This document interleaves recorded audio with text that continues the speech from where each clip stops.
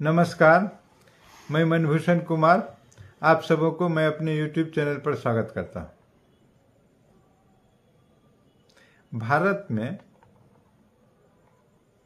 5 राज्य में चुनाव का बिगुल फूंका जा चुका है और ऐसे देखें तो भारत त्योहारों का देश रहा है, जहाँ शायद ही कोई कोना है जहाँ करीब हर महीने कोई न कोई पूजा नहीं होती हो। लेकिन इन दिनों अन्य त्योहार हमारे रीति रिवाज का हिस्सा बनता जा रहा है। पिछले 3 दशकों से भारत में चुनाव त्योहार जैसे बनते जा रहे हैं। हालांकि इन त्योहारों में एकता और उल्लास नहीं दिखता है। इसमें फूट डालो और शासन करो वाले देवता की पूजा होती है। अगले महीने 5 राज्य में राजस्थान, मध्य प्रदेश, छत्तीसगढ़, तेलंगाना और मिजोरम में चुनाव है और यह चुनाव जो है वो 83 लोकसभा क्षेत्र को कवर करता है। अब देखिए, यह बदली हुई परिस्थिति में चुनाव है।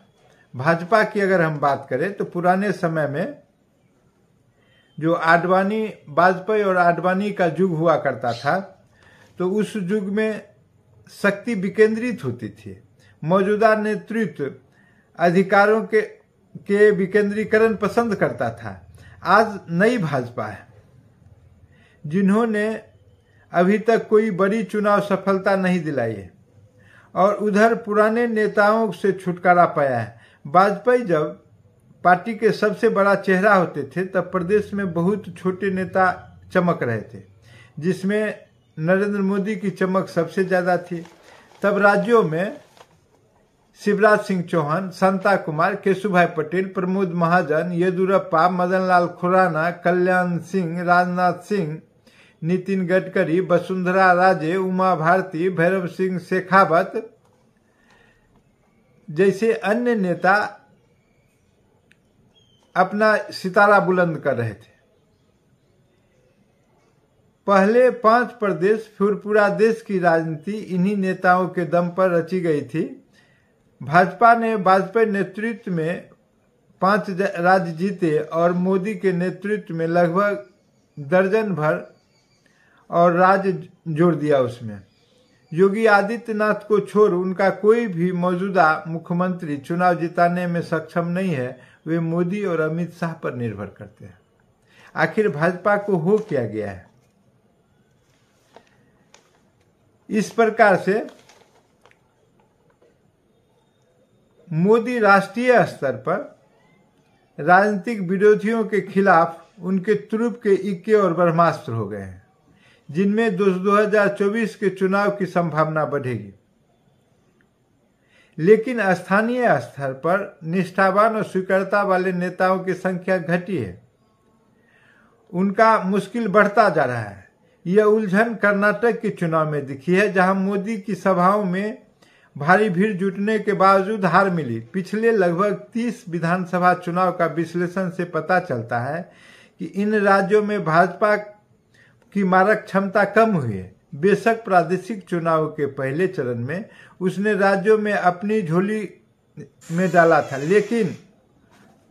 लेकिन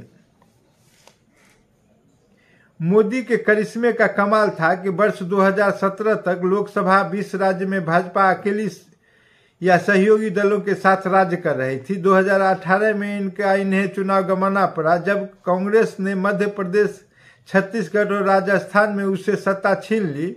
इसके बाद पंजाब, महाराष्ट्र, हरियाणा, हिमाचल प्रदेश, कर्नाटक और बिहार भी उनके हाथ से निकल गए। केवल असम, उत्तराखंड और उत्तर प्रदेश में नतीजे उनके उम्मीदों के अनुरूप रहा। इस बीच भाजपा के कुछ सहयोगी भी एनडीए तोड़कर भाजपा से अलग हुए। अब देखिए, ये बड़ा विडंबनापूर्ण बात है कि भाजपा के कई मित्र जो वाजपेयी समय या आडवाणी के समय में थे, बारी बारी से भाजपा को छोड़ के चले गए। चंद्रबाबू नायडू आंध्र प्रदेश देखे, तेलंगाना को देखे। आज तो अंतिम समय में एआईडीएमके ने अपना साथ खींच लिया। शिवसेना महाराष्ट्र में साथ छोड़ दिया। अकाली दल पंजाब में साथ छोड़ दिया। बिहार में नीतीश कुमार साथ छोड़ दिया, झारखंड में अलग महतो का जो ग्रुप था वो साथ छोड़ दिया भाजपा का। और इस प्रकार से हम देखेंगे तो राष्ट्रीय स्तर पर अनेक ऐसे दल रहे हैं जो भाजपा को छोड़कर आज दूसरे दल में चले गए, बावजूद इसके कि भाजपा कांग्रेस के बड़े नेताओं को तोड़कर अपने दल में मिलाने में सफल हुई है, लेकिन उनका जो इलाज था उसमें भारी कमी आई है और जनता में यह अच्छा महसूस नहीं किया जा रहा है। पिछले समय में हम देखें तो जब मध्य प्रदेश में चुनाव हार गया भाजपा, तो उनके ही दल के लोग, कांग्रेस के दल के लोगों को त्यागपत्र दिलाकर सत्ता में आ गए। कर्नाटक में उसी को दोहराया गया, फिर राजस्थान में उसका प्रयास किया गया जिसमें सफलता नहीं मिली। इस प्रकार से फिर अभी अभी महाराष्ट्र में वह कार्य किया गया। सिर्फ दो व्यक्ति, अमित शाह और नरेंद्र मोदी, पूरे देश को सत्ता पर अपना वर्चस्व दिखाना चाहते हैं। ये लोग चाहते हैं कि देश में कोई भी प्रादेशिक राज्य के स्तर पर कोई भी नेता पनप न पाए। उनका पंख बार बार कुतरा जाता है, हर समय 2 साल 3 साल में बदल दिए जाते हैं। जो ही इनको भय होता है, कोई नेता डर लग रहा है तो उसको पंख कुतर दिए जाते हैं। आप गडकरी को देख लें, गडकरी को आज हाशिए पर भाजपा ने रखा है।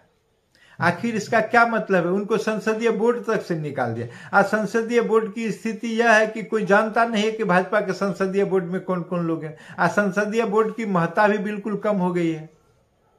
बैठक का कोई औचित्य भी नहीं है। बैठक अगर होता है तो फॉर्मेलिटी के लिए होता है, काम तो मात्र 2 आदमी मिलकर पहले ही तय कर लेते हैं। लेकिन आज जिस कदर वसुंधरा चुनौती देने के लिए मैदान में कमर कस के महिला होने के बाद भी उतर गई, कोई भारत में भाजपा के लिए कोई पुरुष उतरने के लिए तैयार नहीं था और हिम्मत नहीं जुटा सका, चाहे वो शिवराज सिंह चौहान हो, चाहे रमन सिंह हो या अन्य क्षत्रप हो। आज भाजपा में दिल्ली को देखें, कोई एक नेता नहीं है, सर्वमान्य नेता नहीं मिलेगा आपको। राजस्थान में जो वसुंधरा थी, आज टुकड़ा टुकड़ा में नेता को खंडित कर दिया गया है। मध्य प्रदेश में शिवराज सिंह के अगल बगल में कितने नेता को खड़ा कर दिया गया है। बिहार की स्थिति को देखें, दूसरे दल से ले आके भाजपा को समृद्ध किया जा रहा है। सबसे तो बड़ी विडंबना तब हो गई, एक वैसे व्यक्ति को बिहार में प्रदेशाध्यक्ष बना दिया गया जो कांग्रेस में रहे, राजद में रहे, जेडीयू में रहे, फिर भाजपा में आ गए। और भाजपा में आने के बाद जब उनको विधानसभा का टिकट दिया गया, उस समय नीतीश साथ थे, रामविलास पासवान का सहयोग था और भाजपा ने उनको टिकट दिया था। मतलब 3 मजबूत दल के विधानसभा के सहयोग के बावजूद विधानसभा में टिकट देने के बाद वो अपना विधायकी नहीं बचा पाते हैं। बावजूद भाजपा उनको उपाध्यक्ष बनाता है, विधान परिषद बनाता है और फिर जो कैबिनेट मिनिस्टर बनाता है उससे भी बच जाता है तो प्रदेश का अध्यक्ष बनाता है। ये भाजपा का चाल चेहरा चरित्र है और अपने कार्यकर्ता को बारी बारी से ताक पर शोभा के लिए रख रहा है। उनके लिए म्यूजियम बनाए जा रहे हैं कि लोग आए तो देखे कि कोई पुराने लीडर हुआ करते थे। क्योंकि भाजपा का जो कर्मठ कार्यकर्ता है वो अपना जो गट्स रखता है, वो अपने स्वभाव से स्फूर्त मुकाबला करता है। लेकिन भाजपा का जो चरित्र है वो यह बात नहीं चाहती है कि कोई मजबूत नेता उभरे, किसी को चुनौती दे। यह बहुत विडंबना भरा है कि जिस प्रकार से राजस्थान का चुनाव हो रहा है और एक महिला अप्रत्यक्ष रूप से जिस कदर चुनौती दे रही है भाजपा को, जबकि बहुत निवेदन किया, अनेक प्रकार से उन्होंने हर कार्यक्रम में अपनी उपस्थिति दर्ज कराई, लेकिन उसको अवहेलित किया गया। बावजूद उसने अभी तक भाजपा को प्रत्यक्ष रूप से कुछ कहा नहीं है। लेकिन ऐसा जानकारी मिल रहा है कि राजस्थान में वसुंधरा राज ने 100 प्रत्याशी भाजपा के खिलाफ खड़ा करने का मन बना लिया है, जो निर्दलीय चुनाव लड़ेंगे। आखिर निर्दलीय अगर भाजपा के ही लोग चुनाव लड़ जाएंगे, जिनका टिकट कटा हुआ, तो क्षति किसको पहुंचेगी? लेकिन भाजपा के शीर्ष नेता जो अपने को चाणक्य कहते हैं,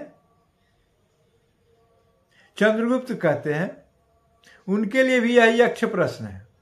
और राष्ट्रीय अध्यक्ष जो रबर स्टंप है, उनके लिए तो यक्ष प्रश्न है ही। कि वहां क्या होगा।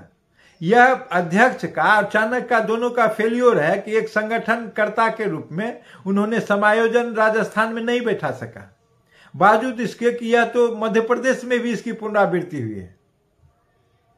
लेकिन मध्य प्रदेश में चूंकि शिवराज बहुत कमजोर हो गए हैं, बावजूद इसके कि शिवराज को अनदेखा नहीं किया जा सकता चूंकि वो भी पिछड़ी जाति से आते हैं वहां, लेकिन भाजपा मन बना लिया है कि शिवराज को ठिकाने लगाना है और वो भीतर कमार भीतर सह रहे हैं, कुछ बोलने की स्थिति में नहीं है। लेकिन वसुंधरा यहां बिगुल फूंक दी है और जिसका परिणाम स्पष्ट रूप से दिख रहा है। राज्यवर्धन सिंह राठौर कल गए थे क्षेत्र में, भाजपा कार्यकर्ताओं ने कहा कर्नल तुम्हारा खैर नहीं, भाजपा से बैर नहीं, कर्नल तुम वापस जाओ, और काले झंडे तक दिखा दिए। इसी प्रकार वहां जो मुख्यमंत्री के एक ब्रह्मचारी सांसद दावेदार हैं उनको भी काले झंडे दिखाए गए हैं, गोलकनाथ हैं या कौन है। इस प्रकार भाजपा ने एक नए महारानी तैयार कर रही है, दिया सिंह, और उसके वसुंधरा के सब्स्टिट्यूट के रूप में उसको उतारा जा रहा है। ये सारे मांजरे इतने उलझ गए हैं कि राजस्थान भाजपा के लिए सरदर्द सा बनता जा रहा है। 41 सदस्य के भी घोषणा हुई है जिसमें 8-10 सांसद लड़ाए जा रहे हैं, मंत्री लड़ाए जा रहे हैं, लड़ना नहीं चाह रहे हैं, मन ही मन वो व्याकुल है कि अब हमारा क्या होगा। क्योंकि जब वहां लड़ेंगे तो फिर उनका स्थिति क्या बनेगी, जब विधायकी भी वो संभवतः हार जाएंगे तो उनका कद किस आधार पर बनेगा, कद का मापन जनता में क्या होगा और नेता में क्या होगा, राष्ट्रीय स्तर पर जो छवि है उसको क्या होगी,